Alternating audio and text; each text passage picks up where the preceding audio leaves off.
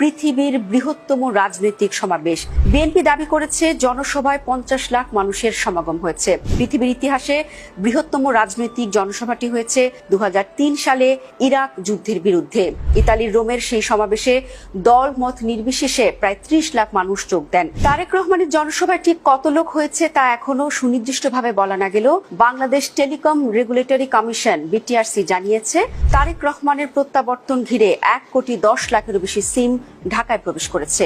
আর পূর্বাঞ্চলে 300 ফিটের সমাবেশ স্থলের কাছের টাওয়ারগুলিতে 30 লাখেরও বেশি সিম অ্যাক্টিভ আছে।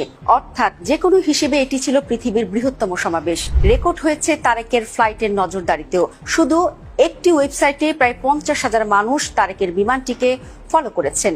অন্যান্য ফ্লাইট স্ক্যানিং সাইটেও ছিল হাজারো মানুষের ভিড়। সবাই জানতে চেয়েছেন তারেক রহমানের বিমান এখন কোথায় আছে।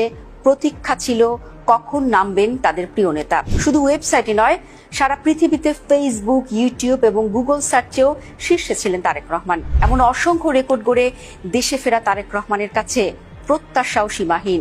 এই প্রত্যাশার চাপ কি করে সামলাবেন তিনি, এটাই এখন দেখার বিষয়।